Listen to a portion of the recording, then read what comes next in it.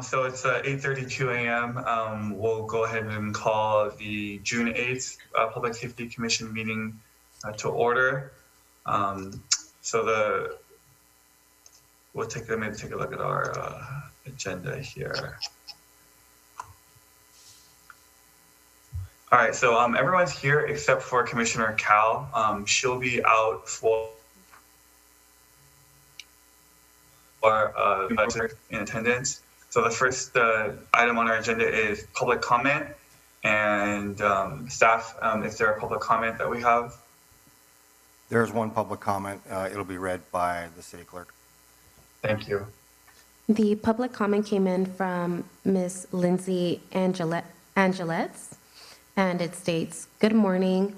What are the department's current de-escalation procedures? And does the Public Safety Commission provide any oversight over the public department to monitor that they are applied equitably by race and gender?" I would like the comment read publicly. That concludes the comment.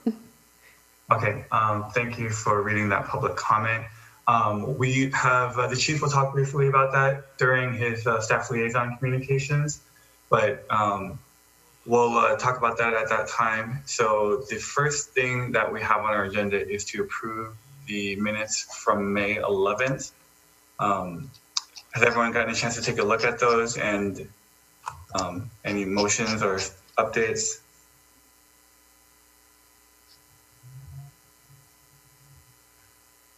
Everyone's good with it? I'll make a motion to approve the meeting. Oh, Ed? Alan's on mute, and he was just speaking. Oh.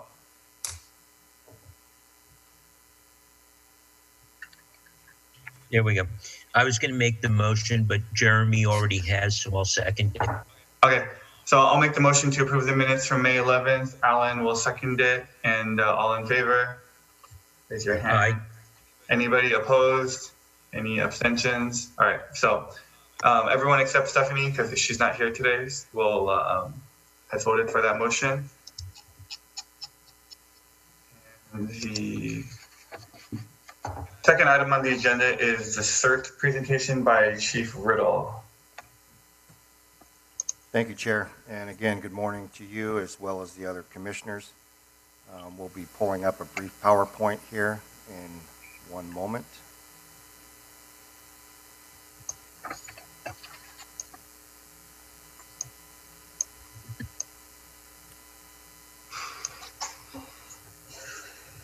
Can we, that's mid-presentation. Can we go to the beginning? Oh. There we go. Thank you. Again, good morning, and thank you for allowing me to give a brief presentation on our CERT program, a little bit of the history, where we are currently today, and what opportunities are before us to continue with the program and keep working alongside the community in preparation for any potential disasters. So the history of our CERT program, if we go back to really to 1994, we had the Northridge earthquake. I was on duty for that. We did have a significant impact to the city during that event. But after the Northridge earthquake, we really had about 17 years of relative calm in terms of disasters. And then came the windstorm of 2011. I think we quickly realized as a community and as a region that we were hyper focused on certain events like earthquakes and brush fires, rightfully so for this area. But the windstorms really kind of reinforced the fact that we needed to be more resilient as a community and better prepared in a position to prepare for anything that could actually threaten the city and our community, as well as be in a better position to respond to it and recover from. So the windstorm kind of kicked off the discussion of starting a CERT program. So in 2014, between 2011 and 2014, the fire department went through a transitional stage in terms of we had a tri-city agreement that took place with the cities of San Gabriel and San Marino. We were kind of reorganizing our department at the time.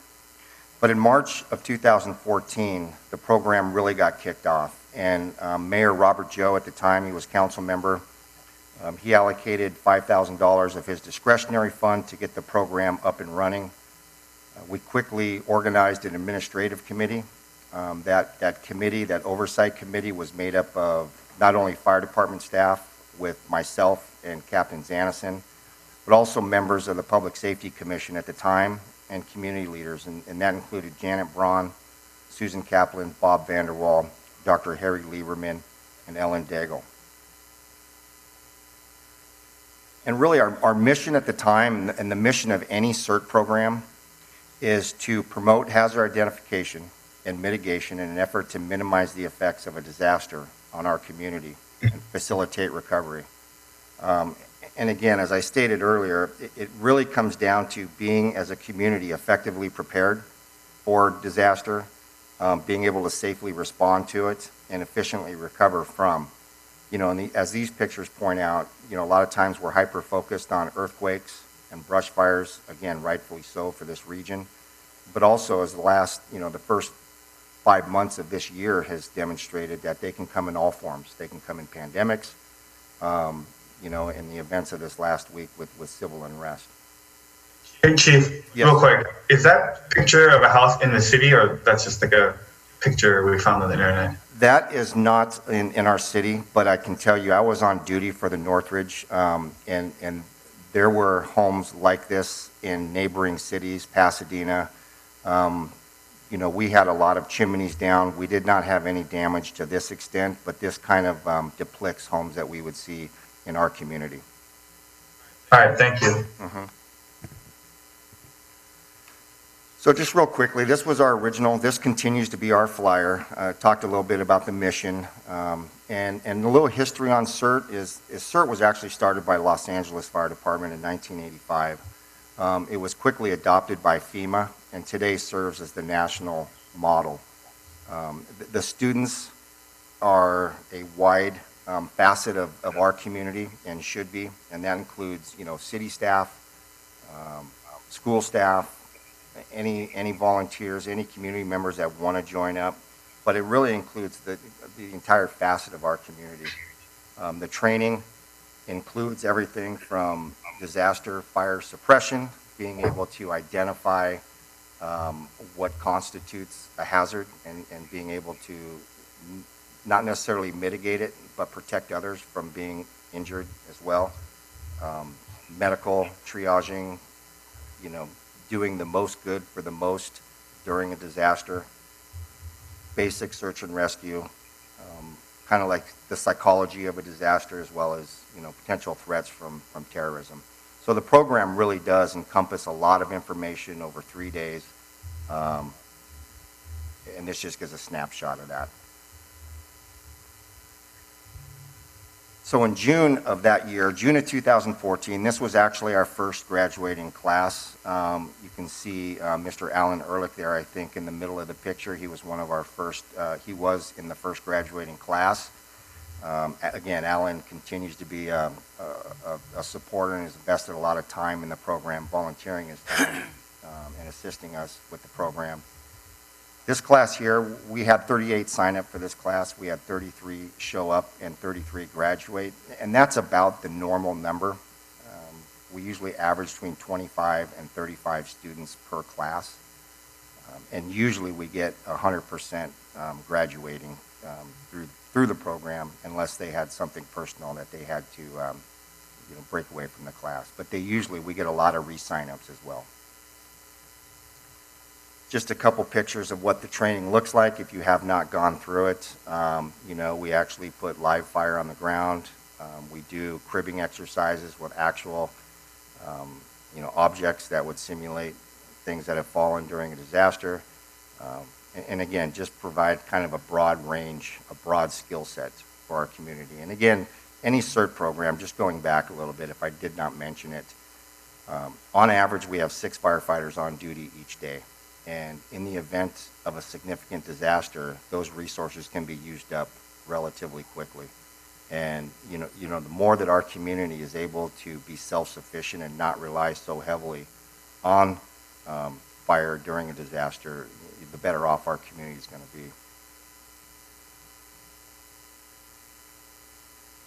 So since 2014 to today, we've hosted 17 basic cert classes, 10 refresher classes. We've trained over 350 residents.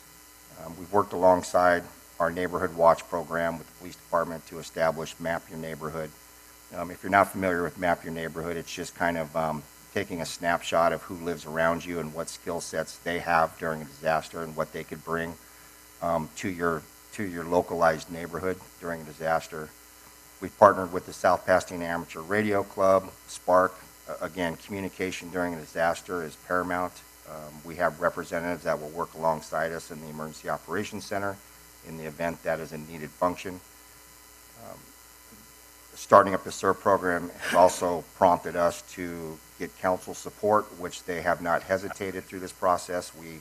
Through allocated designated reserves of $400,000, we were able to remodel and upgrade the city's Emergency Operations Center. Many of you have seen that with tours this past month. Again, thank you for taking time out to come visit and see what we've done in the EOC. And we've established a lot of partnerships in the community. This includes working alongside our partners in LA County, teaching hands-on only CPR, working with our faith-based organizations in terms of overall disaster preparedness. Alongside our schools, we've actually hosted CERT training for the staff at South Pasadena Unified, which again was very successful, very popular program. And we've also started just this last year a junior fire safety program for kindergarten through 3rd grade. And all of this kind of got started and is blossomed through the CERT program, which again, since 2014, we've accomplished a lot.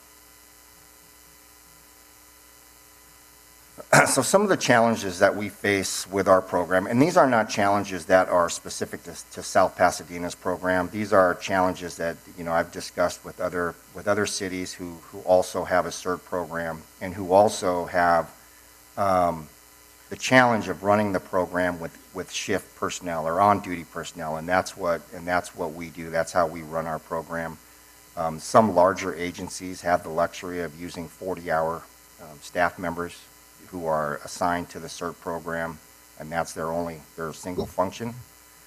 So staffing definitely presents some challenges when there's turnover or there's vacancies, but we're fully staffed now. We have some stability in terms of our personnel, and it really hasn't prevented us from reaching our goal of hosting 3 classes a year and 2 refresher classes. But really what it does is it forces us to kind of ask the question, are we training and releasing, or are we trying to formalize a CERT team? And as Commissioner Ehrlich could attest, this has been an ongoing discussion. It will continue to be a discussion to what extent that we can formalize a CERT team and actually start moving forward with some standard operating procedures and have some oversight with that.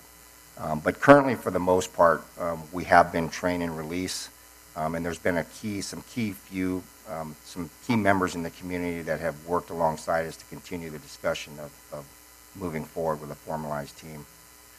Again, funding continues to be a little bit of a challenge. We initially started up with the discretionary funds for Mayor Bob Joe. Since then, we've had $15,000 annually designated to CERT. With the proposed budget and some of the reductions that we're forced to make this next year, the CERT program is projected to go down to $5,000. But overall, just to answer the question, our emergency preparedness annual budget will remain at $55,000, and that would include such things as mass communication and equipment and training for city staff, and really supporting the Emergency Operations Center as well as the CERT program. But the opportunities remain and our goals remain consistent, and that is to continue to host 3 basic CERT classes a year, 2 refresher classes. Obviously, with the events of COVID, that has delayed the first class of this year. We will continue to foster community support for the program, which really hasn't wavered at all. We've always had really strong support throughout the community. We'll continue to coordinate efforts with the Public Safety Commission. And I just put a note there that, you know, just as I was thinking about this and where and how we move this forward, currently there is a Public Safety Commission ad hoc committee with the COVID with Mr. Ehrlich and Amin. You know, and if they were interested as we look at the post-incident review of COVID and how we responded as a city, you know, I would definitely be interested in pursuing another ad hoc committee, whether it's the same one that just kind of transitions into, you know, assisting us look for opportunities as to where we take the CERT program. I know Commissioner Ehrlich we've been trying to get a meeting for the last month. Again, the events of this last month have kind of forced our hand to delay that. But again, I know there's a lot of interest on his part, and we would certainly like to keep that coordination going between the Public Safety Commission and this program. And again, I think there's another opportunity, just the last note here, that there are opportunities to partner with neighboring agencies in terms of their CERT programs. We have a great relationship with San Marino, Alhambra, and San Gabriel. They all have their own CERT program. We talk a lot about, you know, cross-pollination and sharing the training efforts and the refresher classes. Because truly in a disaster, those borders are not well defined, and we start, you know, assisting other agencies very quickly, and neighbors start helping neighbors. So, you know, it would only be natural for us to, and which we have done up to this point. It's not like this would be the first time, but I think there's going to be opportunities to expand those partnerships. And for the sake of time, I kept it to this amount of slides, but I would be happy to answer any questions, Mr. Chair, from you or any of the commissioners. I don't have any questions. Does anybody else have questions? I do. Chief, in the event of an emergency, earthquake or windstorm, whatever it may be, those 350 residents that have been trained and gone through the CERT training, would the expectation be that they would work on their own ad hoc basis, or would the South Pass Fire Department reach out to them to organize them? So currently, and that's kind of what that I was referring to as far as train and release versus a coordinated team effort. Currently with most, and really it comes down to when they sign up for a class or when they graduate, we kind of ask that question formally, whether or not they are interested in pursuing the opportunity to be on a formalized team, which would actually respond during a disaster. Most of the participants do not want to pursue being on a team. They just want to be trained and released and be more resilient and be able to help themselves, their family, in their immediate neighborhood. So as it stands right now, it's basically providing them with a skill set that they can prepare their household and assist their neighbors in preparing for potential disasters. And then in the event of a disaster, they can respond to it, stay safe during the event, and then recover from it. So there wouldn't be a response component to that. But there are currently members in the community that do follow up with the training and do want to be part of a formalized response. To the extent that's possible right now, because we don't have the PPEs to issue, we don't have the immediate oversight. But actually there is a good example where they would, and that's with the Spark, the Amateur Radio Club. They do have a component where they know that one or two of them will show up to the Emergency Operations Center and be able to coordinate the efforts of communication throughout the community through the use of ham radio. Good. Thank you. Anyone else have questions? Yeah, I'll jump in for a second. And just following up on what the chief said, I'm one of those thorns in the side that keeps on saying, isn't there some way that we can build at least some teams for those people who are interested in it? And as the chief has said, there are just some natural challenges in doing that. One of the things that we have done, I do a lot of extra training with LA City, and as they send out their notices of what's coming up, I make sure, and I know Paul gets those, so we forward those to Kevin Keenan, who's the CERT communications guy, and he fans that out to the 350 graduates as well. Paul, I wanted to ask, on the second page of your slide, I saw a word there that our original mission was, and I don't think that original mission has changed. You're correct. Our mission has not changed, so that continues to be our mission. Okay. And I'll just be a pest for this for the coming year. One of the things I would really like to see is just some kind of, for lack of a better expression, I'll call it a CERT family reunion, as opposed to just the refresher classes, so that those of us who've graduated in the past can re-meet people, find out who our neighbors are, and help people reconnect to the program that way. Yeah, you know, I actually, I was talking with Engineer Correa, who, as you know, oversees the program currently, and there has been, in the recent weeks, with the events starting back in March with COVID, there has been definitely an increase in interest in the program. And again, as the saying goes, never waste a good crisis. And I agree with you. I think this is a really good opportunity for us to kind of regroup and not spend too much time patting ourselves on the back as far as what we've accomplished since 2014, but really look at, you know, our response in the last 3 or 4 months as a community and look for opportunities to expand with the CERT program and kind of ride that wave of momentum as people see the need to be prepared for anything that could come our way.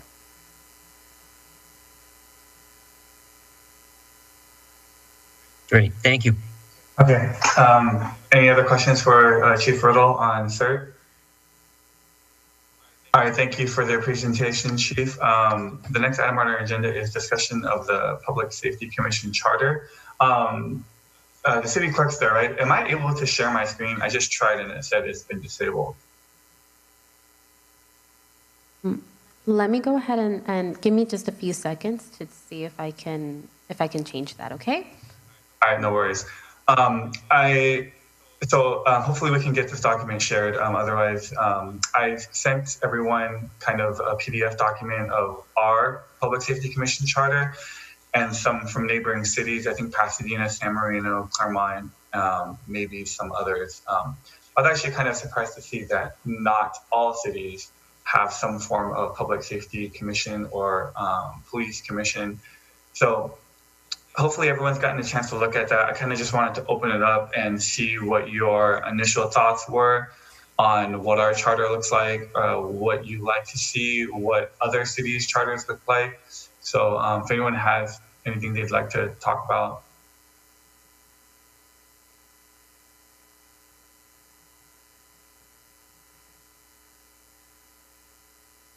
Yeah, go ahead. I can get started.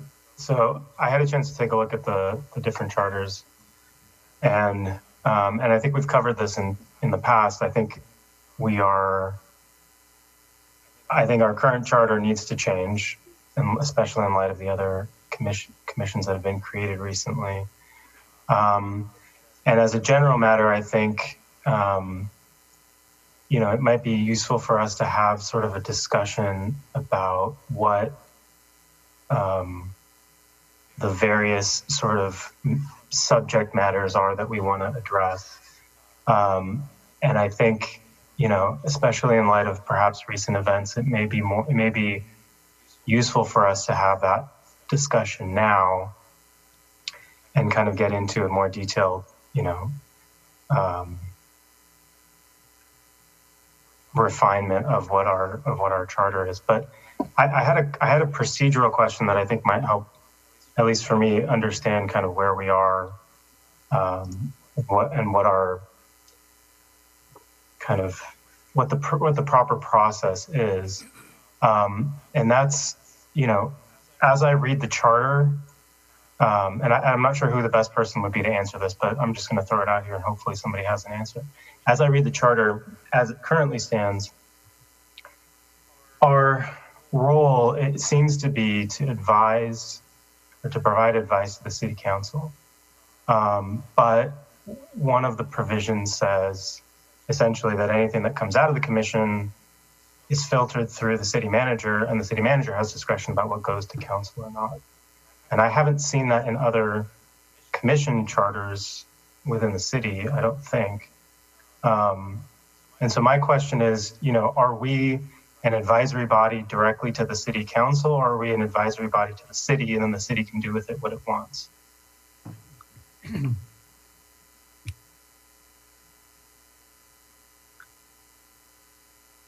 Go ahead, Dr. Snyder.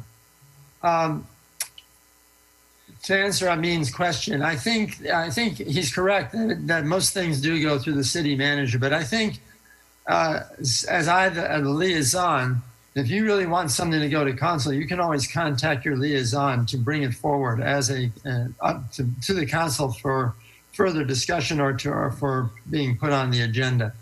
I don't think you should look at the city manager as a shield from the city council. The city council needs to know what you want to do. And sometimes things get kind of rushed, and the city manager has a lot of things to put on the agenda and doesn't put your thing on the agenda, and you may feel slighted.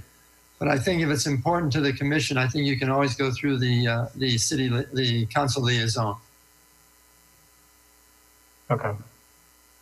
Yeah, I mean, I noticed that too. And I guess from a logistical standpoint, normally when things go to council, I think they require some type of staff report. And I like to think it's less of a gatekeeper situation than it is that if we come up with a recommendation, staff will then comment on our recommendation and send it to council. But I do find it interesting that that language is in there, and maybe that's something that can be discussed as far as if the Public Safety Commission has a recommendation, we can work with our liaison, but we could also, go give public comment at City Council or provide public comment to City Council with regard to our recommendations to kind of get it going that way also.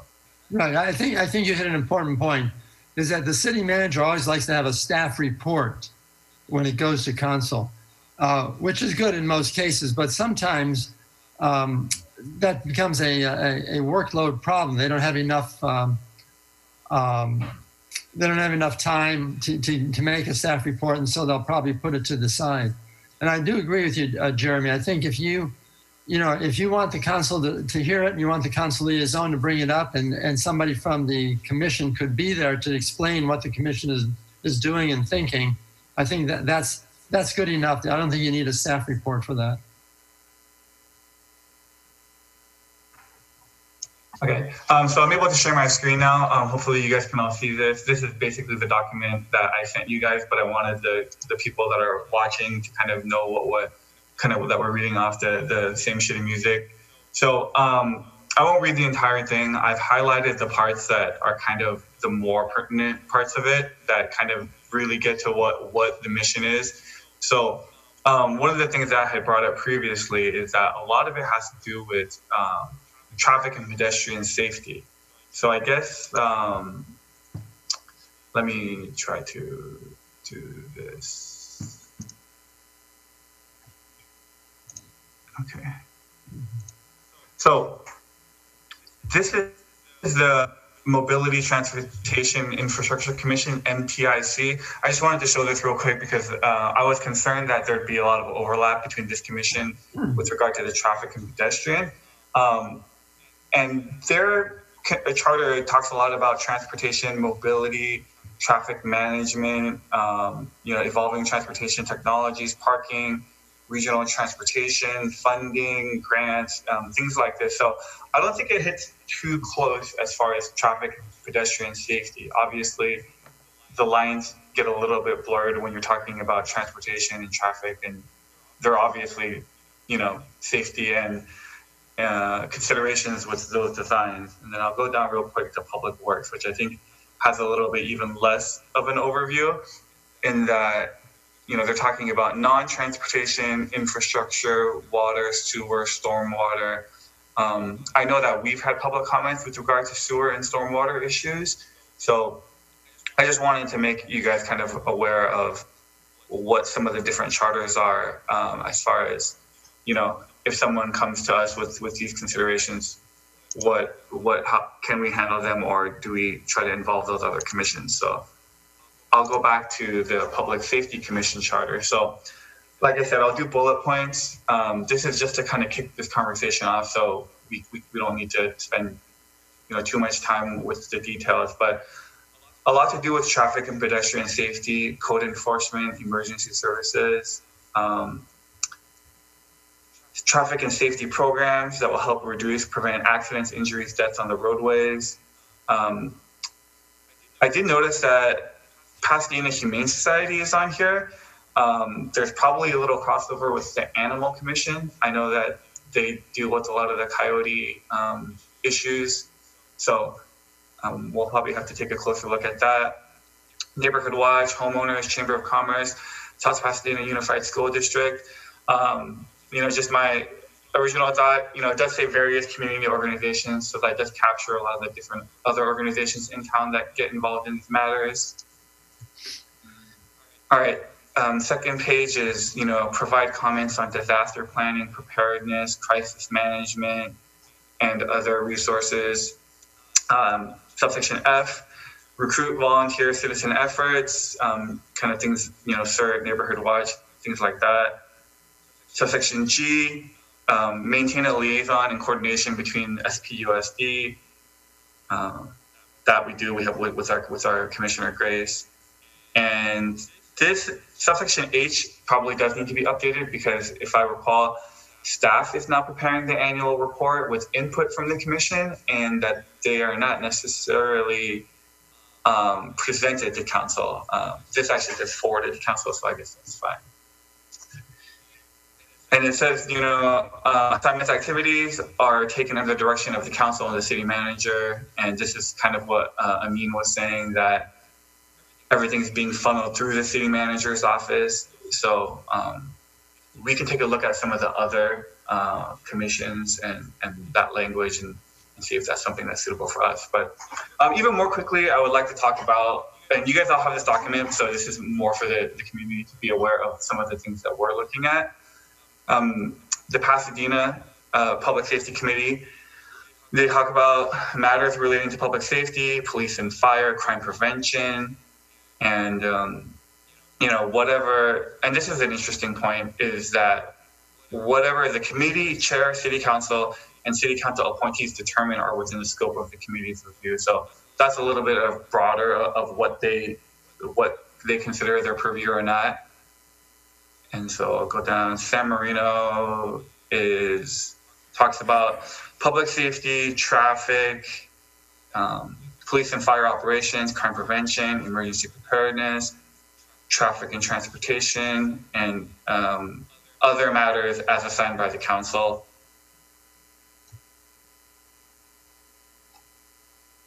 Yeah, so just, comparing and contrasting, I mean, for San Marino, the recommendations are made directly to the city council. Claremont's was actually very broad. I feel like this borders more on oversight, but I'll just talk a little bit about it. So these recommendations go to council, city manager, and the police chief. I want to say that Claremont is actually a police commission, not a public safety commission. So fire would not fall under that. So I'll let you guys, take a look at that. It's to facilitate communication with the community and the police department, review and comment on policies, procedures, practices, a forum to address concerns, complaints, and recommendations, to review the annual report based on the police chief. I know that police does do an annual report normally. We get a copy of it, but it's not specifically something that we handle in our charter. Quarterly updates from the police chief, and subsection F is to review data on basically crime statistics or community policing statistics. And Duarte's, is recommendations pertaining to law enforcement, crime prevention, code enforcement, animal control. Like I mentioned before, we actually have our own animal commission, and I think those are all of them that we have. So does anyone have any comments? Yeah, two things jump out, as you said, pedestrian and traffic safety. And I don't see that there's really any overlap or gray area between us and the new MOTIC. Yeah, that I agree with. I thought there would be more, but it doesn't look like there is. Okay, MOTIC, I think, is more concerned with road improvements and general traffic flow around the city, whereas concerns would be coming from speed control, street crossings, pedestrian safety issue, more on the pedestrian safety side. The other thing that jumped out, and Richard, I want to say I understand what you're saying, but in none of those other cities is there any reference to things have to go through the city manager. Now, I recall in some past years, and not specific to Public Safety Commission, there had been a concern that some of the commissioners were putting too much of a burden on staff. But as you just said, the city manager has a lot of things on her plate, and to have in our charter that everything, that communications must go through her, and that any replies from staff must go through her, that just seems like we're adding burden to the city manager, as opposed to making communication a little easier. And there is a fine balance in there between us not overloading Chief Riddle or Chief Ortiz with tons of requests, but at least based on the things we've passed through the city manager so far, I don't think this commission has done that.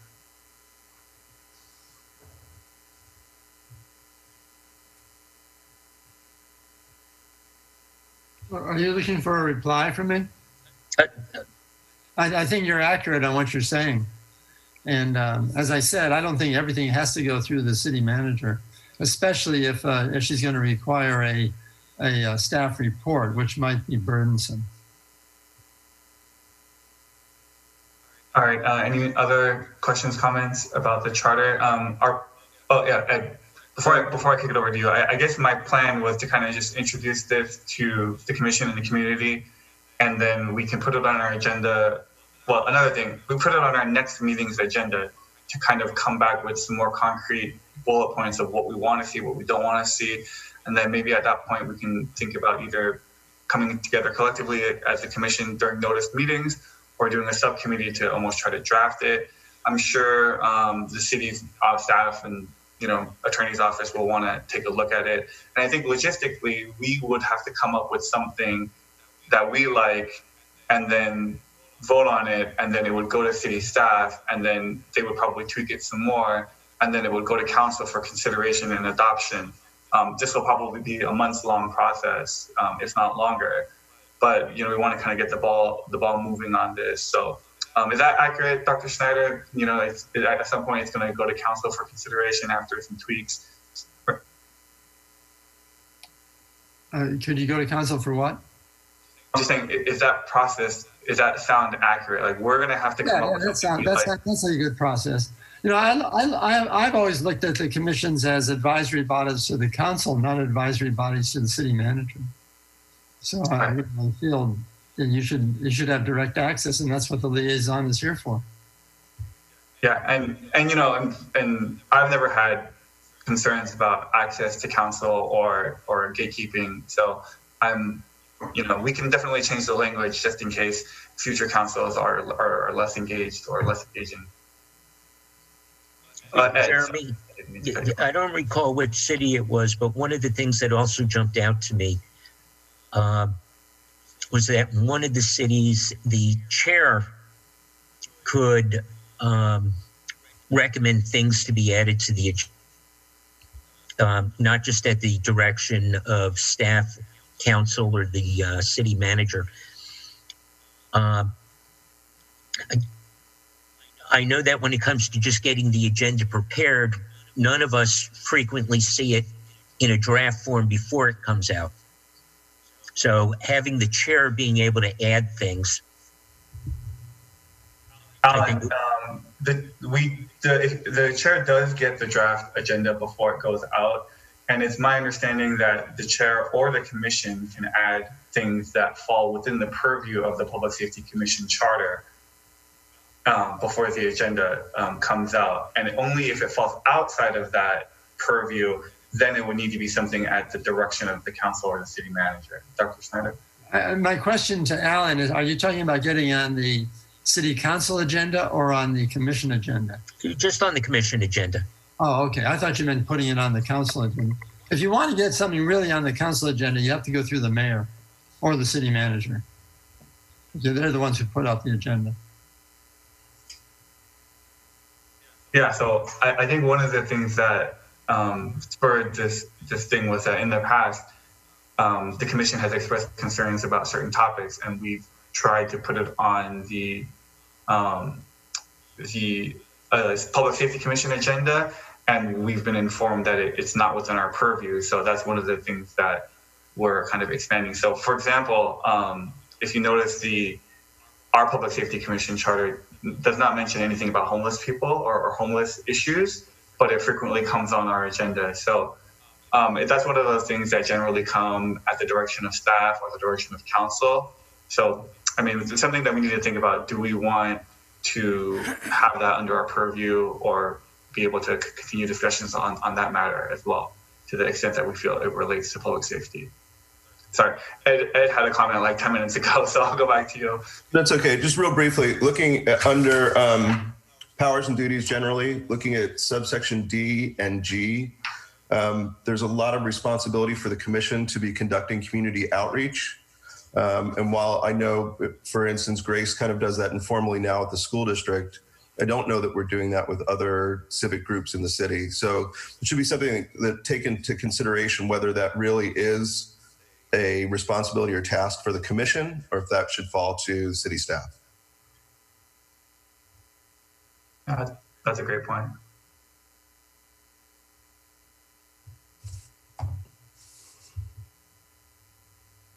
I'd like to raise one issue substantively also. Sure.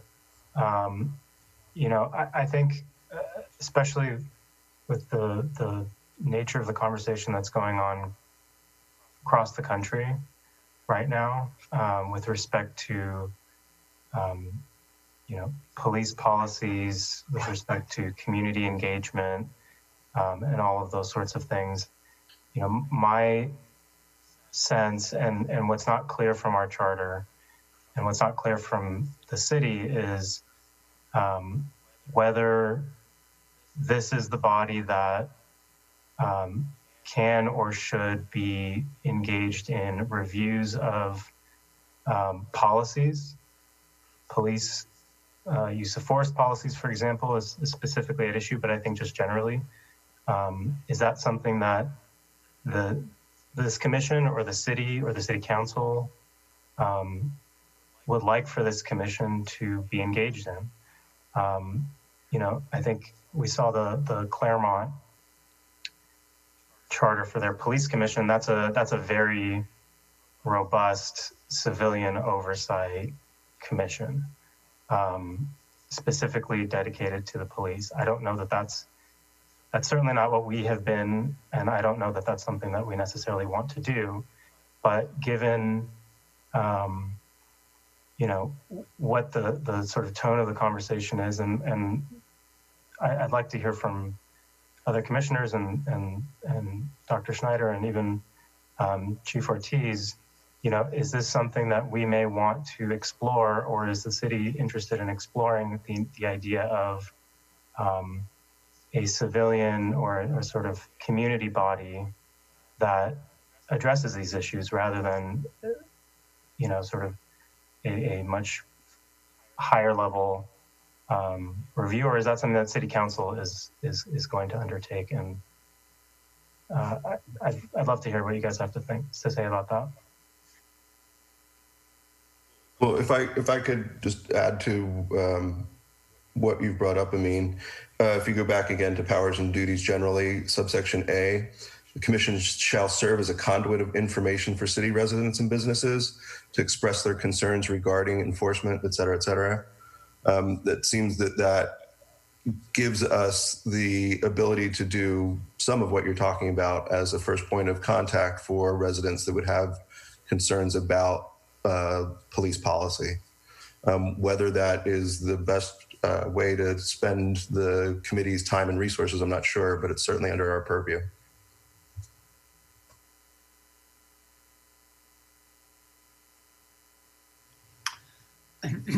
I think the police department's enforcement powers are going to be under discussion.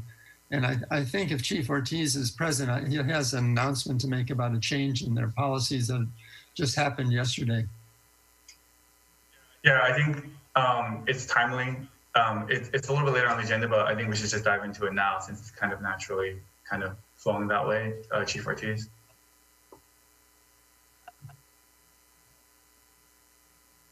If I may, can I make the share my brief at staff liaison communications, which is in the next 2 or 3 minutes?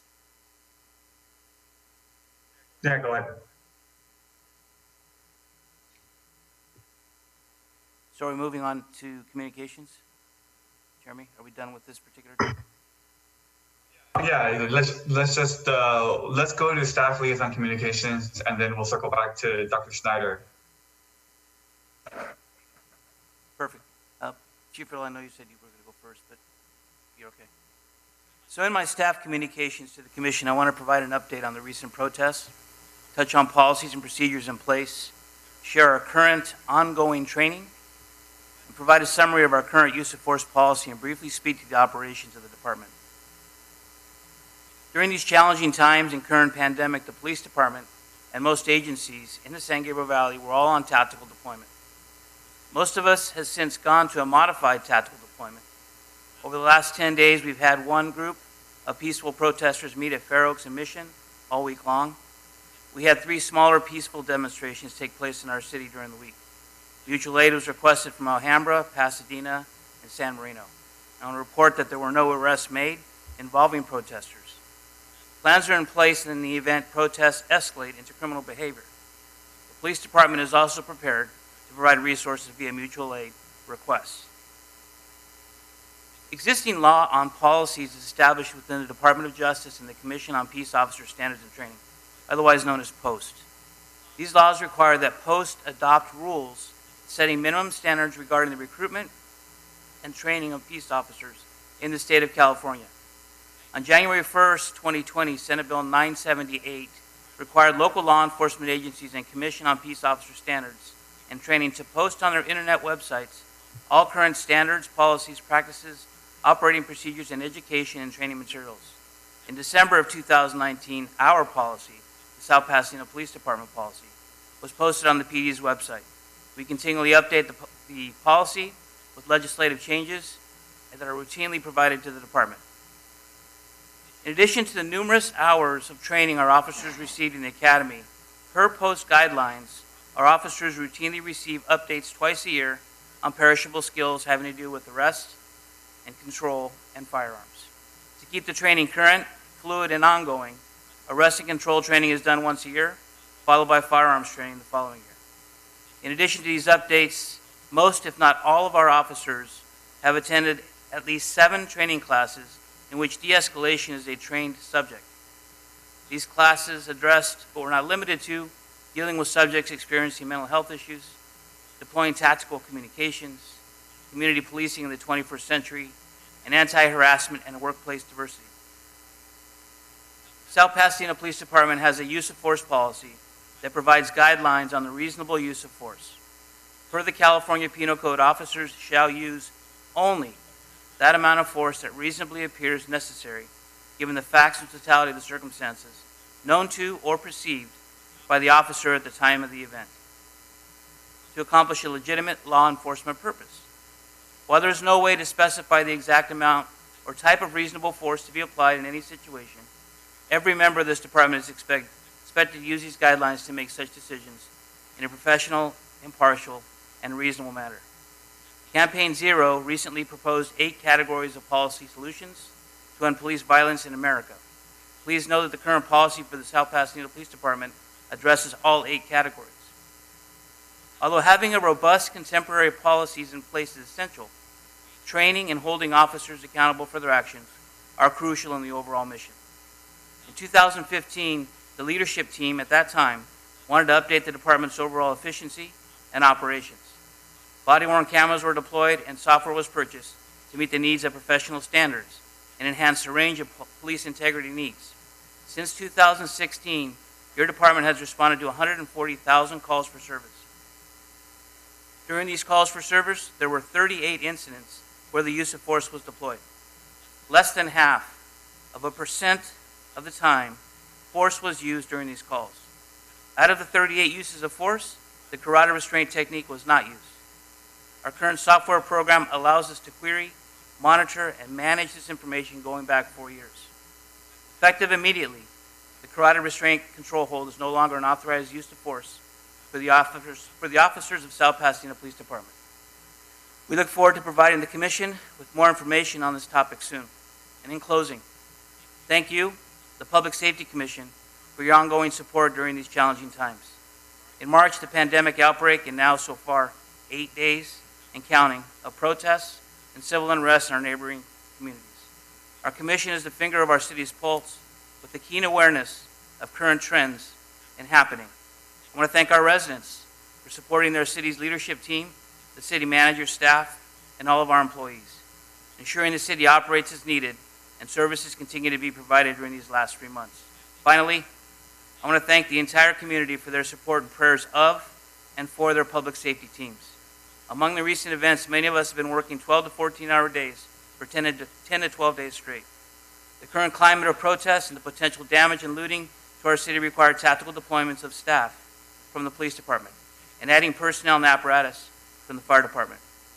Although we are tired, please know there is no place else any of us would rather be than here, in this city, providing our community a safe place to live. Know that your city is safe and your staff is healthy.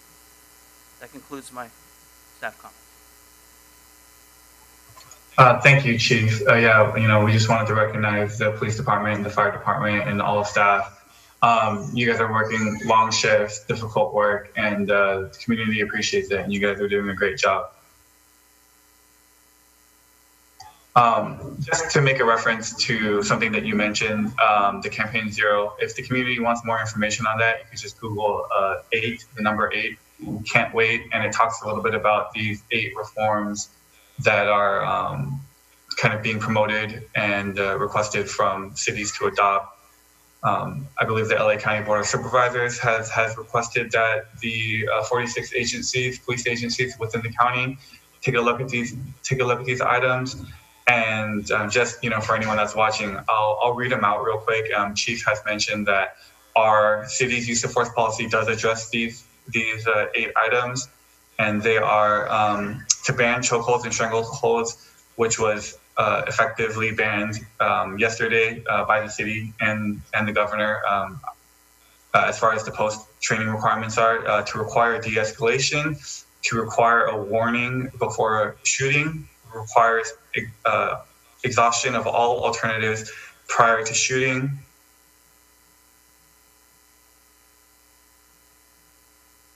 The 5th one is to require a duty to intervene, and what that basically means is if an officer sees another officer, perhaps using force that he or she doesn't believe is necessary, they have a duty to say, hey, why don't I take over, or hey, why don't you take a break, or basically a duty to intervene if they see something that they're not comfortable with. Ban shooting and moving vehicles, require use of force continuum, and require comprehensive reporting with regard to use of force. So those are the 8, and I'm glad that our policies address those matters. And any other questions from the community, I mean, the commission? Just one. Obviously, citizens and business owners have the right to protect their property. Chief, this question's for you. I know that at least 2 businesses in the city boarded up their windows. Did either of those business owners contact the police department and, seek advice? Not that I'm aware of. I think there's more than 2. I want to say there's probably 7 or 8 that have boarded up their windows. And I can't blame the business owners because of the current climate of the agencies around us. We still have plenty of protests that are planned, and I want to say throughout the weekend. So again, it's an individual choice. I will tell you, a big proponent for the communications between the business owners and the police department has been the chamber. Wonderful, wonderful job working with Lori and getting the message out. From the onset 2 weeks ago when this hit to currently, it's been just great communications, trying to communicate back and forth and giving business owners updates. Great. Any other questions or comments for Chief Ortiz? Yeah, actually, if Chief Ortiz mentioned that the 8 items on the 8 can't wait were addressed in our current policy, can we, I know it might take a little while, but how exactly are they addressed? Let's say, for example, ban shooting at moving vehicles. Is that, just because it's addressed, does it mean that it's allowed or not allowed? So can we go into a little bit more detail about how it's addressed? We plan on providing the Public Safety Commission further information on this at a later time. Okay, thank you. Yeah, Scott, the PD manual is actually on the city website. I don't know exactly where it is, but I know it's been posted in some of the social media platforms where it's like an 788-page document that covers all of PD policies and practices, including use of force. And I haven't been able to read all 788 pages, but I did skim through it. So it is available for review. Okay, I don't know if I'm going to have a chance to go over 700 or 800 pages either, but you can go to the more. It's pretty easy to navigate. A lot of it is internal stuff, so the parts that we would be interested in are pretty easy to find. So I'll talk briefly about this. I know it's been a huge issue for the community. I was actually expecting a lot more people to provide public comment to Public Safety Commission. There had been kind of indications that would be the case through some of the social media posts, but I feel like the council is probably getting slammed with public comment. Dr. Schneider can probably comment to that with regard to these issues. So just a little bit of background. There was supposed to be a council meeting on June 3rd, which was last Wednesday. Due to curfew restrictions and some of the things that were going on, the meeting was continued to this Wednesday. So the reason why we don't have an agenda item on this is because we were trying to see what part of these, the requests to council are probably very broad, I would imagine, talking about a lot of different police reforms, funding, things like that. So after this meeting with the input from the commission, we'll be reaching out to council, probably through public comment. I'll probably send them an email and just say, we had a meeting and I know you guys have a lot of different comments coming in. So can we get some direction from council on how you want the Public Safety Commission utilized and what topics do you want us to kind of look into? So what I would like to do actually is, because a couple of different things are going on, is that I do feel like this is going to be a timely issue.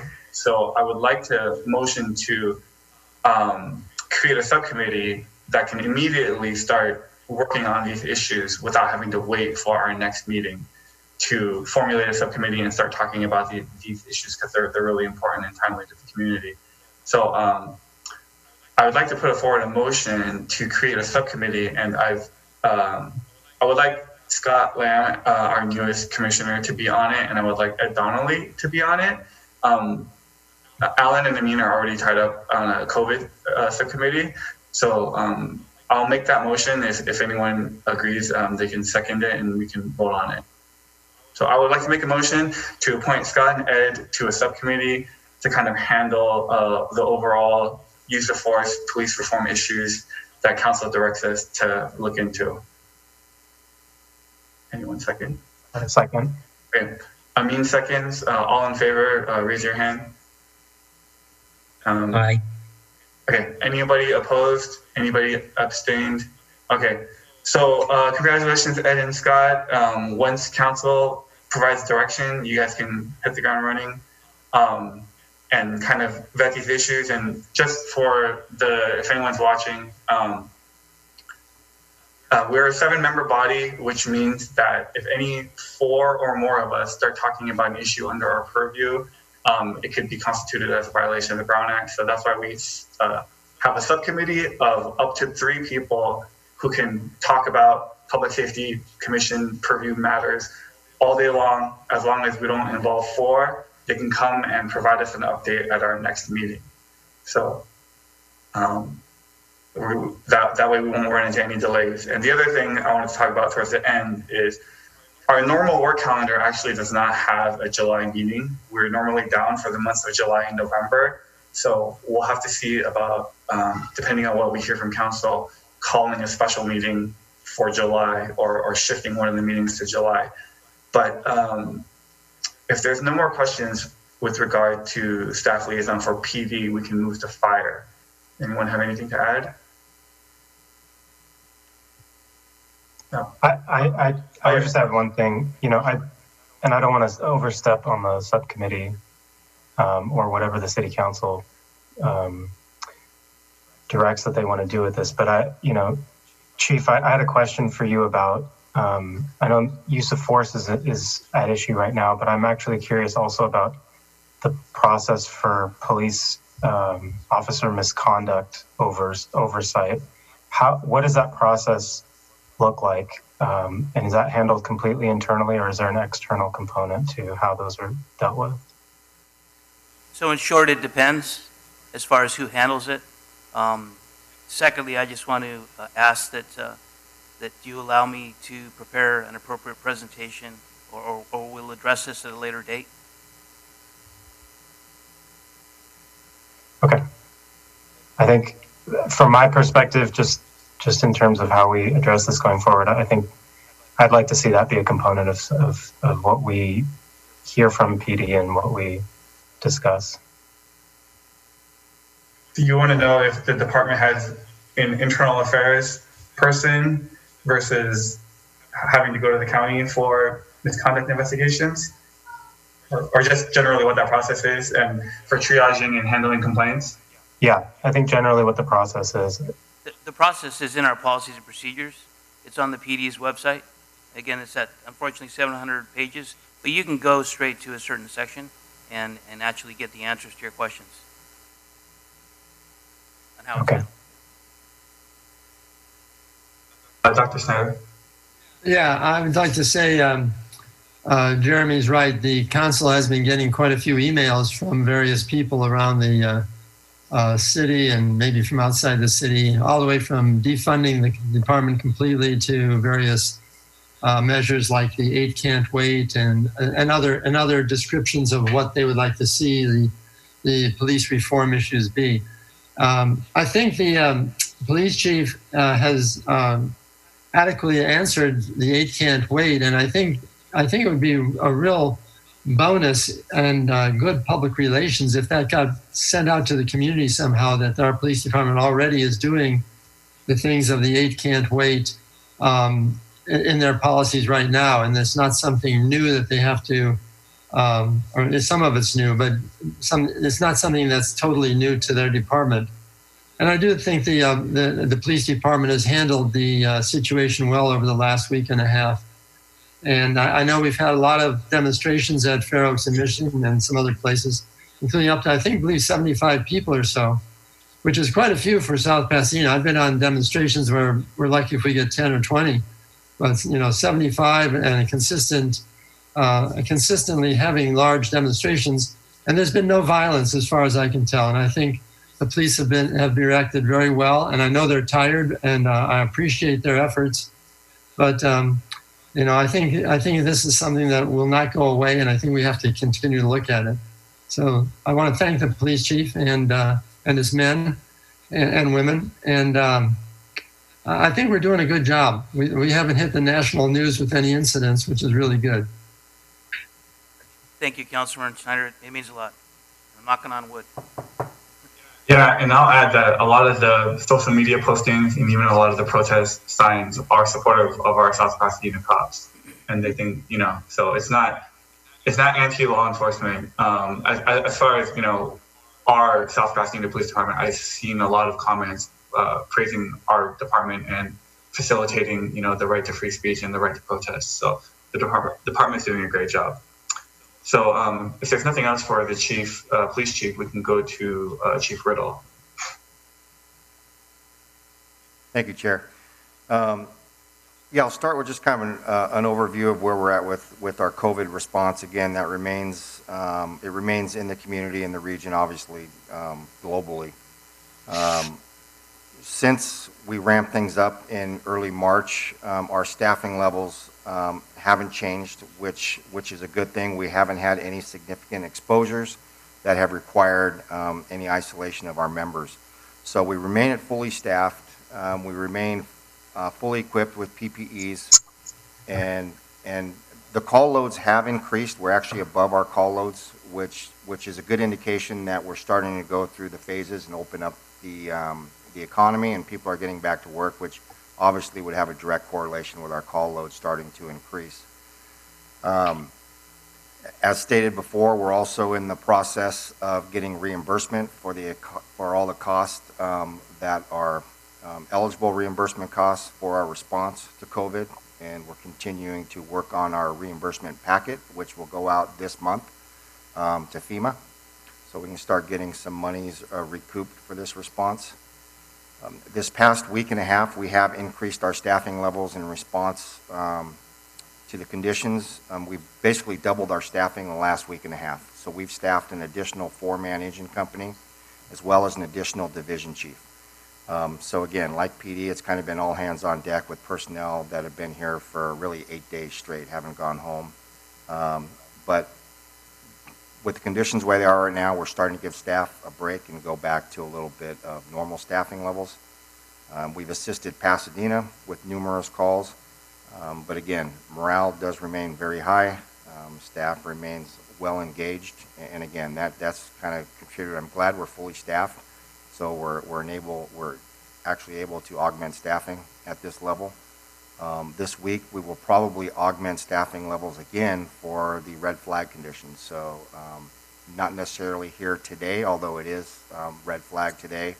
Up in Santa Barbara and just north of us, they're having significant winds, high temperature, low humidity. So we're on the next strike team call out, which we're on the list today. And again, Wednesday will probably be the peak for us down here in Southern California, so we will augment staffing again for that as well. But other than that, there's no significant changes since my last report, and unless there's any questions, there's nothing else to report. Thank you. Does anyone have questions for the fire chief? Just one. Paul, you touched on it, but I was going to ask, in our city, are we prepared for today's fire or today's expected windstorm? So the good thing is today we're not expected to get, again, South Pasadena, if there's something we're extremely grateful for is typically with Santa Ana winds, although anything's possible, with the topography here in South Pass in this part of LA, Santa Ana winds tend to be higher level winds. But the higher heat and the lower humidity is always a threat, and we always just assume that there's going to be winds with it as well. So we have all of staff available to be called in, and again, we have automatic aid with the 13 agencies that surround us, including LA City, which is a huge benefit. So we are ready for any response in terms of brush fires that would occur in the area. Chief Riddle, has all the weed abatement been taken care of? So the weed abatement has been, so there's three facets to the weed abatement, and we're getting a great response from the community as always. And those basically the three avenues of mitigation are: we contract with County of Los Angeles to take care of the privately owned vacant lots. They are pretty much done with that work.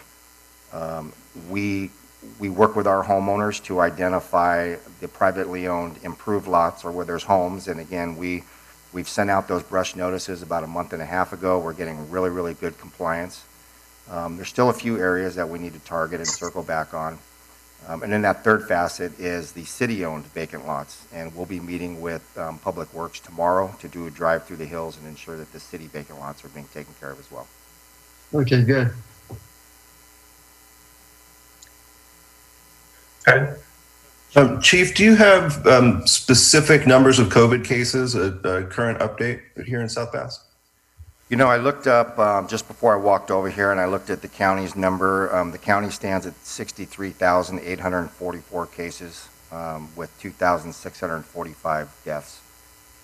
In South Pasadena, the number stands at 136 cases with 20 associated deaths.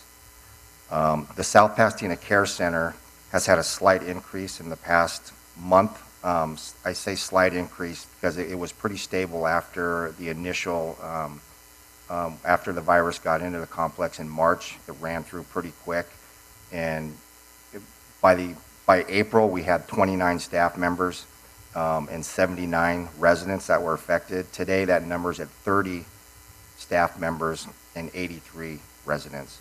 So it's gone up slightly with 5 additional in the past several weeks, and there's 19 deaths associated with it. So really what that means is outside of the care center, there's about 53 cases in the community and 1 associated death that is in the community outside the care center.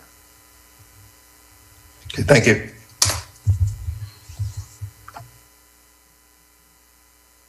Colin?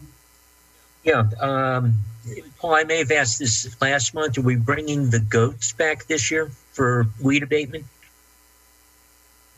So we've had this discussion. We were planning to bring back the goats.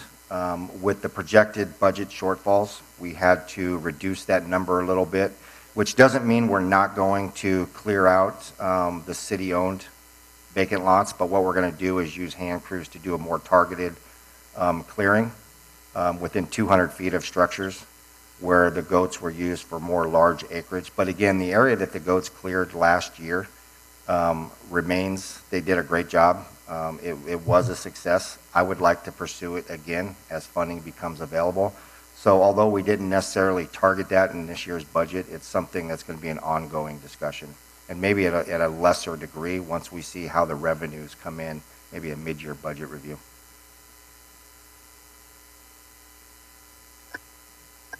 Thanks. Anyone else have questions for the fire chief? All right. Dr. Snyder, do you have any council liaison comments? No, I think the idea of your subcommittee is a good one, because I think that's what the council is going to want you to do, and I'll bring that up at the council meeting.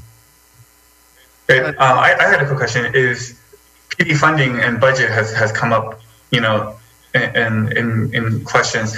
Is the budget coming up in this meeting or the next meeting? Well, we had a special meeting of the council yesterday afternoon, on Sunday afternoon, to discuss mainly the budget, and the final budget is going to probably be taken up, you know, for approval on June 24th. So things are going to be delayed about a week. There'll be I think a presentation tomorrow on Wednesday on the 10th, and then there's going to be I think there's going to be a special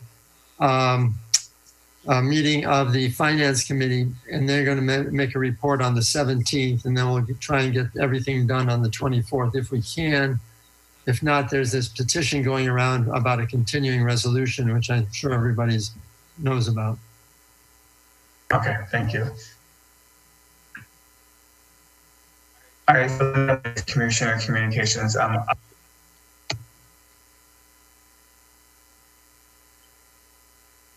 Who's on? I think you're on mute. Oh, yeah. So the next item is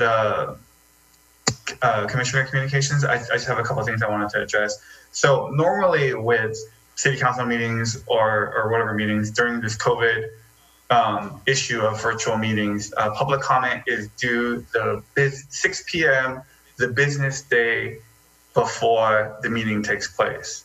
So for us, because City Hall is closed on Friday, the 6 p.m. for the business day before our meeting is actually Thursday at 6 p.m., which is like 4 days before our meeting actually takes place.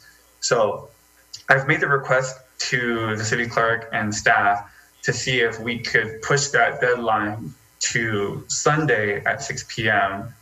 And I've told staff that we would not need to have a consolidation of public comment like happens with city council or some of the other commissions, because the agenda gets posted on Tuesday normally, and then people have 2 days to comment, and it shuts off on Thursday at 6 p.m.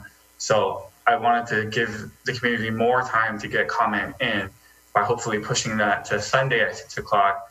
But hopefully on Monday morning, staff can forward those comments to the commission without having to consolidate them or organize them or whatever, the necessity for having it done on a business day would mean. So I made that request. It did happen this morning. Our public comment got forwarded to us this morning. I don't know if public comments will go up or down, but the meetings have to be noticed by Friday at 8:30 a.m. So if you think about it, the noticing requirements cut off the public comment requirements. So I just want to make sure people can get their comments in. And then, so like I mentioned before, we're normally down in July. I would like to propose that we shift one of our later in the year meetings to July 13th, which is our next kind of regularly scheduled date. But normally we're down in July because everyone's taking vacation with their kids and stuff. I don't know if anyone's doing that with the pandemic going on. So I don't think July 13th will probably be a huge scheduling thing, but I don't need an answer now. I think it'll also depend on what council says with the subcommittee. So if we find a need, let's try to keep July 13th open for our next Public Safety Commission meeting. And that's all I have. So I guess I'll just go down my order of screens. Scott, do you have anything? I do not. Grace, do you have anything?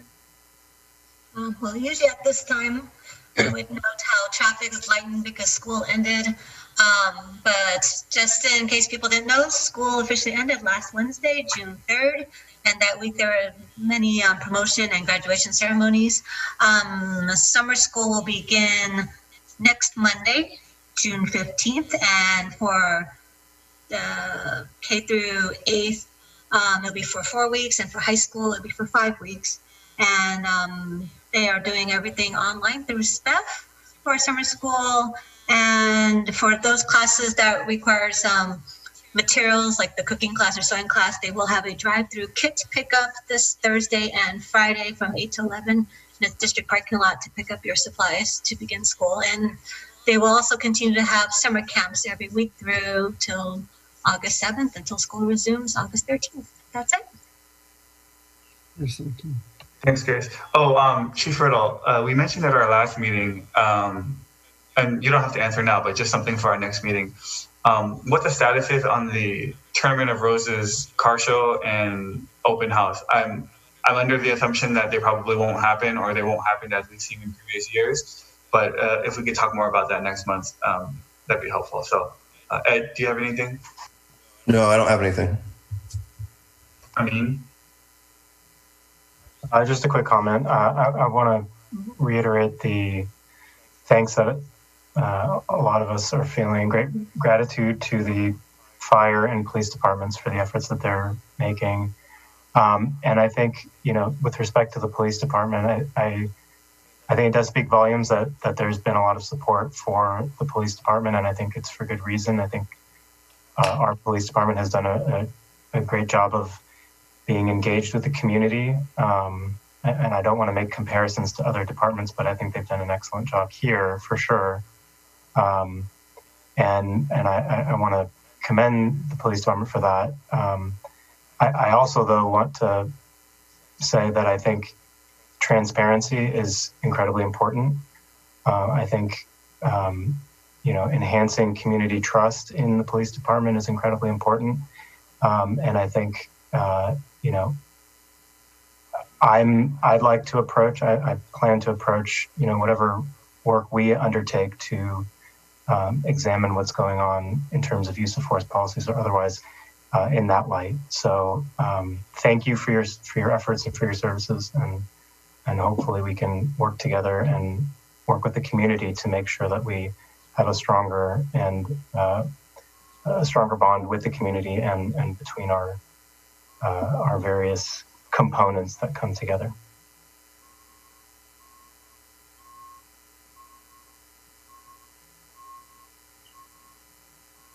Thanks, Amin. Alan? Yeah, a couple of different items. Coming back to the pedestrian and traffic safety discussion we had earlier, I'd like to make a request that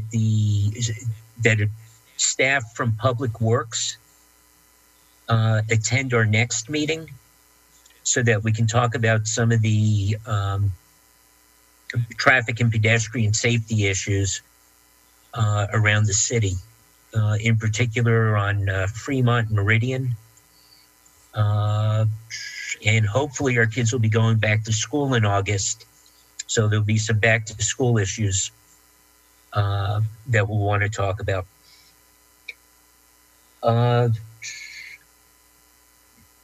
These next two questions are for Chief Ortiz.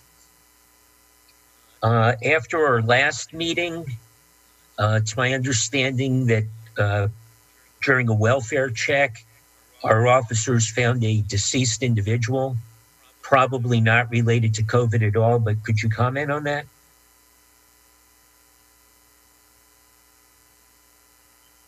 I'm not familiar with which call that is.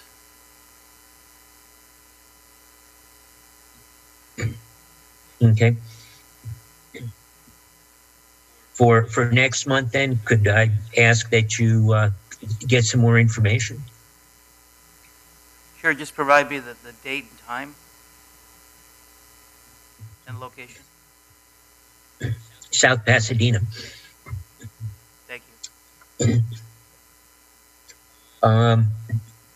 The other comment for Chief, and I know, again, our officers are doing a great job. I observed a traffic stop about 2 weeks ago near the high school. 2 cars responded, and neither officer put on his PPE before popping his head close to the driver's window or the passenger's window.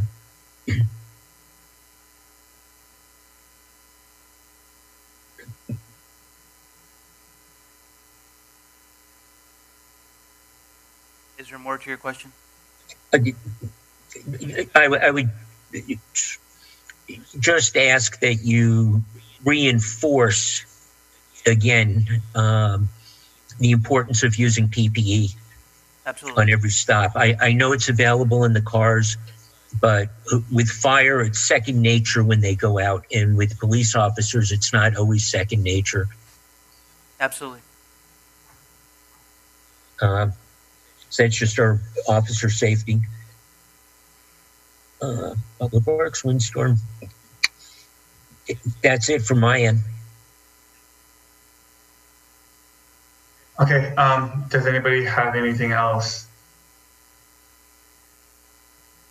Okay, we'll go ahead and adjourn our meeting at 9:56 a.m. and we'll look forward to hearing from council and our subcommittee.